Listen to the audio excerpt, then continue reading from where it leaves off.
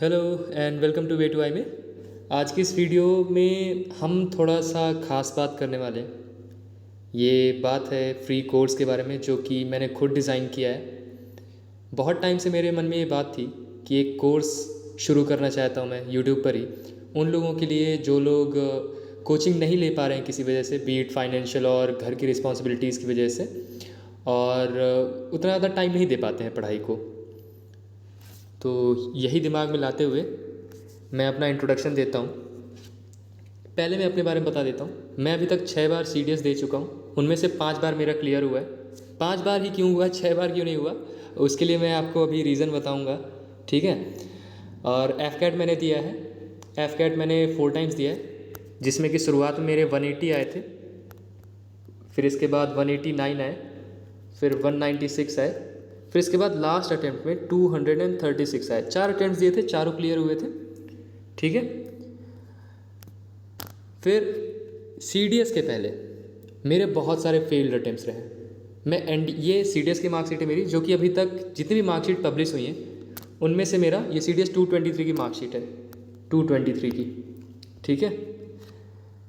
उसमें शॉर्ट भी पड़ा हुआ है मेरे यूट्यूब चैनल पर, आप चाहो तो देख सकते हो, मैं लिंक डाल दूँगा। तो ये मेरा अभी तक बेस्ट स्कोर है जो कि पब्लिश हुई है मार्कशीट। तो इंग्लिश में 84.44 मार्क्स, GK में ऑलमोस्ट 52, मैथ्स में कम है मुझे पता है, बट थोड़ी मेहनत करी और 224 में मेरी मैथ्स भी क्लियर हो गई है, ओके। और मेरे चैनल का नाम सचमुच वे टू आई वे सफल हो गया। मेरा आई में क्लियर हुआ इस बार 6वें अटैम्प्ट में एंड लास्ट अटैम्प्ट में। तो मैथ्स तो मैं नहीं पढ़ाने वाला, ठीक है। डोंट वरी, तुम लोगों की ज़िंदगी नहीं बर्बाद करूँगा मैं। मैं NDA की बात बताता हूँ जो मेरे फेल्ड अटैम्प्ट्स रहे। मैंने 2018 में 12th करी, फिर इसके बाद 2022 में मेरा ग्रेजुएशन हुआ, BA किया मैंने, 1 साल का गैप था मेरा। उन 4 सालों में मैंने बहुत सारे एग्ज़ाम दिए। नेवी का दिया, पहली बार मैंने नेवी SSR का ही दिया था। नेवी SSR में मेरा हो भी गया, लेकिन मेडिकली रिजेक्टेड हो गया था मैं, ठीक है। नेवी SSR में 2019 के फर्स्ट वाले फरवरी वाला जो एग्ज़ाम हुआ था ना, फरवरी या अप्रैल वाला, ठीक से याद नहीं है, उसमें मेरा हुआ था। वो मार्कशीट मेरे पास है नहीं तो लगाता, बट मेडिकल रिजेक्शन की वजह से मैं ज्वाइन नहीं कर पाया नेवी। फिर इसके बाद नेवी मैंने दिया, एयरफोर्स दिया, NDA दिया, जितने भी एग्ज़ाम्स थे मैंने सब दिए। नेवी MR का हो गया, XY हो गया, ये सब मैंने दिए, कोई भी क्लियर नहीं हुआ। और वो जो मेरा SSR क्लियर होता ना 2019 में, वो भी बड़ा ही मुश्किल से क्लियर होता। मैं यूपी से हूँ, उस टाइम पे कट ऑफ यूपी की जहाँ तक मुझे याद है 41.5 गई थी, और मेरे मार्क्स थे 43.25 SSR के लिए। तो बहुत ही नैरो मार्जिन से मैं पास हुआ था। फिर इसके बाद तो मेरा कोई रिटर्न ही नहीं क्लियर हुआ। 4 साल तक मैं रगड़ता रहा अपने आप को, कुछ नहीं हुआ। और ये NDA की मार्कशीट दिखाता हूँ मैं तुम्हें। NDA की मार्कशीट में ये कौन सा है, NDA 2019 का है। मैथ्स में आउट ऑफ 300 23 मार्क्स, GK में आउट ऑफ 600, एक्चुअली GK बस नहीं, इसमें GK प्लस इंग्लिश है, आउट ऑफ 600 ओनली 150, और 900 में कुल मिला करके 174 आए थे। अब मैं तुम्हें ये सब क्यों बता रहा हूँ, क्योंकि भाई मैंने मेहनत करी, मैंने अपने आप को इम्प्रूव किया। और मुझे पता है जो लोग ये वीडियो देख रहे हैं वो पास्ट वाले तो नहीं देख रहे हैं डेफिनेटली, ठीक है। जो एक आध देख भी रहे हैं तो उनके लिए भी मैं अपनी कहानी शेयर करना चाहता हूँ कि 174 आउट ऑफ 900 से लेकर के CDS में 153 कहाँ गया, 136 आउट ऑफ 200, 136 आउट ऑफ 200, ये जर्नी मैंने कैसे करी इसके बारे में बताने वाला हूँ। क्योंकि जो लोग फेल हो जाते हैं ना यार, वो उम्मीद हारने लगते हैं कि मैं कुछ नहीं कर पाऊँगा क्या। वो दुनिया को देखते हैं कि सब लोग आगे निकल रहे हैं, मैं पीछे रह जाऊँगा क्या। तो हार मानने की ज़रूरत नहीं यार। मैं भी ऐसा सोचता था कि क्या मैं पीछे रह जाऊँगा, लेकिन उस दौरान मैं निराश नहीं हुआ। निराशा हालांकि होती थी, ठीक है, झूठ नहीं बोलूँगा। मैंने उस टाइम काम किया, जितनी मेरी मेहनत हो सकती थी मैंने करी। मुझे 4 साल लग गए। 4 साल में तो खैर मैंने ठीक से मेहनत ही नहीं करी। फिर मैंने लगभग 1 साल जी भर के मेहनत करी, और उस टाइम मैंने पहला CDS दिया। मेरा पहला CDS क्लियर नहीं हुआ, ठीक है। CDS कौन सा था, आई थिंक 124 या 2, सॉरी 222 था शायद, 222 था जो मैंने पहला अटैम्प्ट दिया था, 222 था। वो वाला मेरा क्लियर नहीं हुआ। एफकेट दिया था मैंने उसी टाइम पे, एफकेट मेरा क्लियर हुआ, 180 मार्क्स आए थे, 180 पॉइंट समथिंग। उसकी भी वीडियो पड़ी हुई है एफकेट वाले की, जिसमें मैंने स्टार्टिंग से दिखाया मेरे मार्क्स। तो इसके बाद फिर मैंने दूसरा अटैम्प्ट दिया, मेरा क्लियर हो गया। वो जो पहला CDS का मेरा अटैम्प्ट था उसमें मेरे कुछ 57 मार्क्स इंग्लिश में आए थे और कुछ समथिंग 30 के आसपास शायद उसमें आए थे GK में। तो ये मेरा अटैम्प्ट था पहला वाला, और फिर वहाँ से ये मेरा थर्ड अटैम्प्ट था शायद, थर्ड या फोर्थ जो भी हो, उसमें मैं यहाँ तक पहुँचा। तो भाई अगर मैं कर सकता हूँ ना तो तुम भी कर सकते हो यार, क्योंकि मैंने कुछ अलग नहीं किया, मैंने सिर्फ पढ़ाई करी, थोड़ा थोड़ा मेहनत करी, थोड़ा थोड़ा आगे बढ़ता गया और काम किया यार चीज़ों ने। मुझे कुछ खास इम्प्रूवमेंट दिख नहीं रहा था, बट धीरे धीरे जब 2 साल बीत गए, 3 साल बीत गए, तो मुझे इम्प्रूवमेंट दिखा कि मैं कहाँ पर हूँ। और यकीन मानो एक और खुशखबरी बताता हूँ, मेरा CAPF 2024 का भी रिटन क्लियर हो गया है। तो ये सब किस वजह से हुआ है, क्योंकि मैं लगातार कंटिन्यूसली थोड़ा थोड़ा मेहनत करता रहा। यकीन मानो मैंने ज़्यादा मेहनत नहीं करी, ना ही मैं कर पाता हूँ, बहुत ज़्यादा रेगुलर नहीं हूँ मैं मेहनत में। तो तुम भी थोड़ी थोड़ी मेहनत करोगे ना यार, तुम्हारा भी हो जाएगा। तो यही सब अपने एक्सपीरियंसेस लेकर के मैं एक कोर्स लॉन्च कर रहा हूँ, ताकि मैं हेल्प कर सकूँ ऐसे लोगों की जो लोग मेरी तरह सोचते हैं, जो लोग मेरी की तरह पढ़ाई में एवरेज हैं। तो उन्हीं लोगों को दिमाग में रखते हुए मैंने कोर्स डिज़ाइन किया है। आगे बात करता हूँ इस कोर्स के बारे में कि मैं ये कोर्स शुरू क्यों कर रहा हूँ, क्योंकि मुझे लगता है कि मैं चेंज ला सकता हूँ। मैं ट्यूशन पढ़ाता हूँ, मैंने अपने बहुत सारे स्टूडेंट्स को फ्रॉम 69% टू 96% लाया हूँ मैं, ओके। और it feels me with proud यार, it feels me with pride कि मैं कर सकता हूँ। और सिर्फ उन स्टूडेंट्स के लिए नहीं, मैं आपके लिए भी कर सकता हूँ, मैंने अपने दोस्तों के लिए भी किया। तो एक तो ये चीज़ हो गई। फिर दूसरा, मैंने मिस्टेक्स करी, बहुत सारी मिस्टेक्स करी। मैंने जैसे शुरुआत के 4 साल बताए, मेरा एक भी रिटन एग्ज़ाम क्लियर ही नहीं हो रहा था, क्योंकि उस टाइम पे मैं ऐसी मिस्टेक्स कर रहा था कि मैं सिर्फ काम चलाओ पढ़ाई कर रहा था। NDA के टाइम पे मैथ्स के सवाल मैं रट के जाता था, मुझे मैथ्स नहीं आती थी। तो ये काम चलाओ पढ़ाई मुझे काम नहीं थी। तो मैंने शुरुआत से एकदम जीरो से स्टार्ट किया, धीरे धीरे करता गया और चीज़ें फिर सफल होने लगी मेरी। तो ये जो मिस्टेक्स हैं, मैं अपनी टाइम टू टाइम अपनी मिस्टेक्स शेयर करता रहूँगा, ताकि जो मैंने मेहनत करी है उसका बेनिफिट आपको मिले, और जो मिस्टेक्स मैंने करी उनका नुकसान आपको ना हो। तीसरी बात, यहाँ पर आप लोग सोचोगे कि बहुत सारे टीचर्स हैं, अब मैं भी क्यों स्टार्ट कर रहा हूँ मार्केट में कूदने की कोशिश कर रहा हूँ। ऐसा नहीं मैं मार्केट में कूदने की कोशिश कर रहा हूँ, बस मुझे लगता है कि हालांकि वो बहुत ही बढ़िया काम कर रहे हैं यार। बहुत सारे ऐसे टीचर्स हैं, CDS जर्नी हो गए, इनसाइट SSB हो गई, मैं तो हालांकि इन्हीं दोनों को देखा है मैंने ज़्यादातर, तो बहुत ही बढ़िया काम कर रहे हैं। बट कुछ फील्ड्स में मुझे लगता है कि मैं बेहतर कर सकता हूँ, मैं आपकी और भी अच्छे से मदद कर सकता हूँ। क्योंकि आई रियलाइज़ यार कि जो चीज़ मुझे फील होती है, जो गलतियाँ मैं करता हूँ, वही सामने वाला मेरे कई सारे जान पहचान के कर रहे हैं।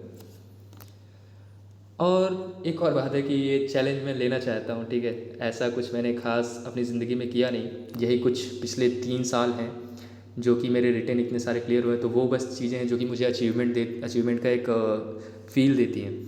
मेरे 12th में भी कुछ खास नहीं, 61% आए थे, तो वहाँ से यहाँ तक आना मेरे लिए इट इज़ अचीवमेंट। तो एक और चैलेंज मैं अपने लिए लेना चाहता हूँ। ये जो कोर्स है किन एग्ज़ाम्स के लिए सफिशिएंट रहेगा। हालांकि मैंने ये कोर्स CDS और CAPF पैटर्न को देखते हुए बनाया है, लेकिन सिलेबस काफ़ी हद तक सेम है सारे डिफेंस एग्जामिनेशन का, भले ही NDA हो, FCAT हो, CAPF हो, CDS हो। GS और इंग्लिश का तो सेम ही है भाई, CAPF में थोड़ा सा अलग है, ओके। लेकिन काम हर जगह आएगी इंग्लिश। GS में थोड़ा सा अलग है NDA और FCAT का। जैसे कि NDA में जो साइंस के क्वेश्चन है उसमें 11th और 12th का भी पूछता है, ठीक है। 11th और 12th के भी फिजिक्स के भी क्वेश्चंस पूछता है, तो वो मैं नहीं करवाने वाला। 9th एंड 10th में पूरी करवाऊंगा, ओके। जो कि CDS CAPF FCAT के लिए काफ़ी रहेगी, और NDA के लिए भी हेल्प करेगी, ऑफकोर्स हेल्प करेगी, ठीक है। बेसिक वही आता है, थोड़े बहुत एक आध क्वेश्चन जो छूट जाएंगे उनका मैं नहीं कहता। फिर इंग्लिश ग्रामर जो मैं पढ़ाने वाला हूँ वो तो भाई हर जगह सेम है। तो आप चाहे SSC के लिए प्रिपरेशन कर रहे हो, डिफेंस एग्जामिनेशन के लिए प्रिपरेशन कर रहे हो, या फिर किसी भी अदर एग्जामिनेशन के लिए जिसमें कि इंग्लिश आती है, उसके लिए इंग्लिश ग्रामर आपको हेल्प करेगी ही करेगी।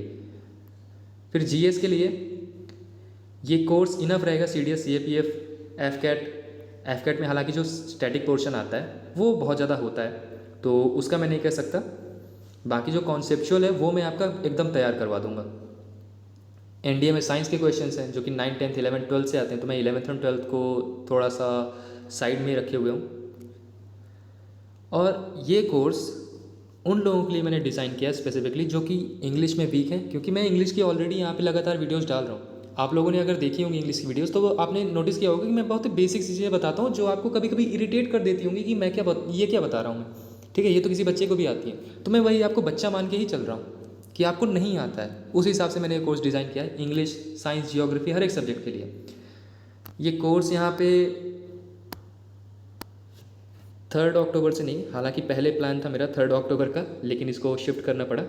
7 अक्टूबर से मैं स्टार्ट कर रहा हूँ, ठीक है। 7 अक्टूबर को पहली वीडियो इस कोर्स की आएगी।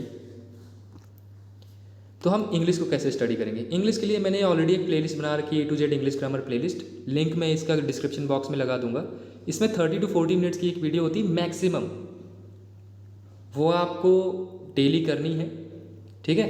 और जैसे ही एक चैप्टर हो जाता है तो उसके बाद मैंने एक और प्लेलिस्ट बना रखी है इंग्लिश ग्रामर प्रैक्टिस क्वेश्चंस नाम से, प्रैक्टिस सीरीज नाम से। उसमें आप जा करके उस चैप्टर की प्रैक्टिस क्वेश्चंस भी कर सकते हैं, जिसमें कि मैं हर बार 50 क्वेश्चंस करवाता हूँ जो कि आपके लिए इनफ रहेंगे। अगर आप लोग कहेंगे तो मैं और यहाँ पे इस तरह के सवाल लाऊंगा, ठीक है, प्रैक्टिस के लिए। जीएस का हम कैसे करने वाले हैं, मैं डेली एक वीडियो किसी एक सब्जेक्ट के एक चैप्टर से लाने वाला हूँ, ठीक है। ये स्लो और कंटिन्यूअस अप्रोच रहेगी हमारी। अब मैं बताओ, देखो मैं करने के वाला हूँ कि एक वीडियो जीएस की, एक वीडियो इंग्लिश की, डेली दिन में सिर्फ और सिर्फ 2 ही वीडियो। अब ये लगभग आपका कितना, 1 से 1.5 घंटा मैक्सिमम।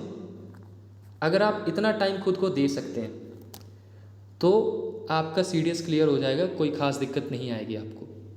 लेकिन अगर आप कंटिन्यूअस अपने आप को रह पाएंगे तभी, ओके। 5 दिन तक हम यहाँ पे स्टडी करेंगे। 6वें और 7वें दिन, पर्टिकुलरली सैटरडे और संडे को हम लोग रिवीजन रखेंगे। रिवीजन शुरुआत में तो यही वीडियो बेस्ड ही रिकॉर्डेड वीडियोस रहेंगी, अगर रिस्पांस अच्छा रहा तो लाइव क्लासेस भी रखेंगे, जिसमें कि मैं जितने भी 5 दिन तक हमने ये कॉन्सेप्ट्स याद किए हैं या फिर पढ़े हैं उनसे मैं सवाल पूछूंगा और जो कॉन्सेप्ट्स हैं उनको रिवाइज भी करवाऊंगा, ओके। फिर सोर्सेज क्या है हमारी स्टडी के लिए, साइंस के लिए 9th and 10th की एनसीईआरटी बुक्स उठाऊंगा मैं, क्योंकि भाई एनसीईआरटी बुक से ना एक एक वर्ड पूछता है, वो वर्ड बाय वर्ड वहाँ से एनसीईआरटी से आता है।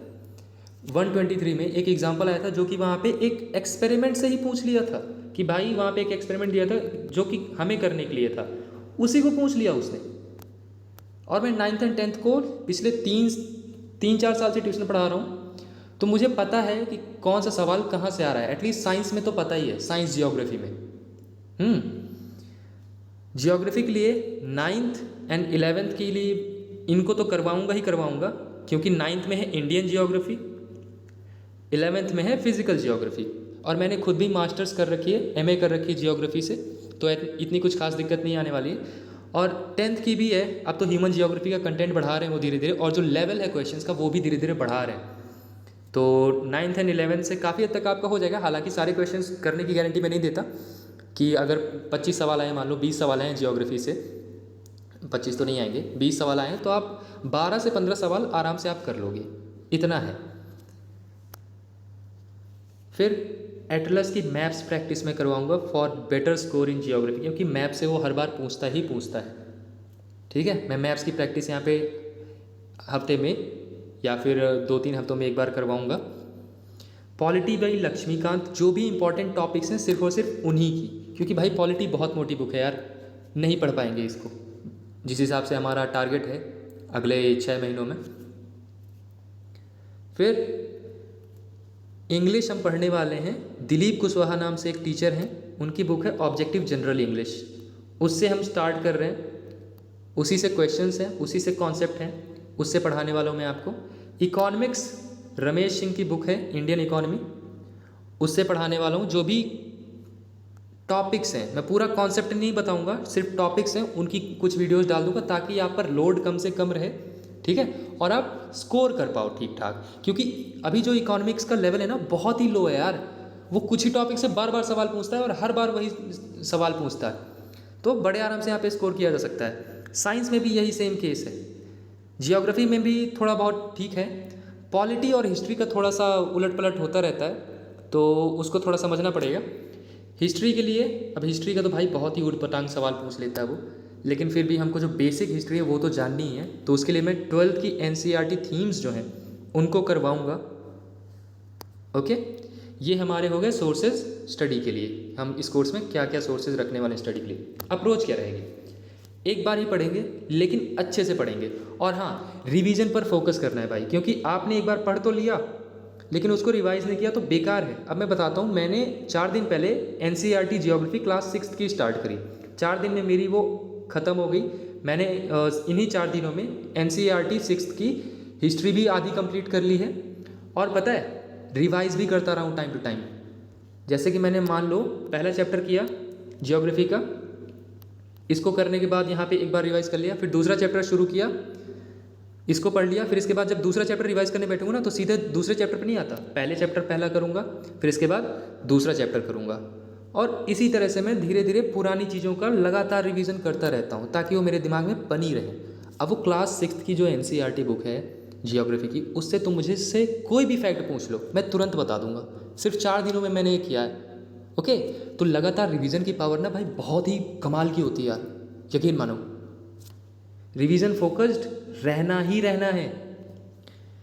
एक वीकली प्लान रहेगा स्टडीज़ के लिए कि इस दिन क्या पढ़ेंगे, इस दिन क्या पढ़ेंगे, ठीक है।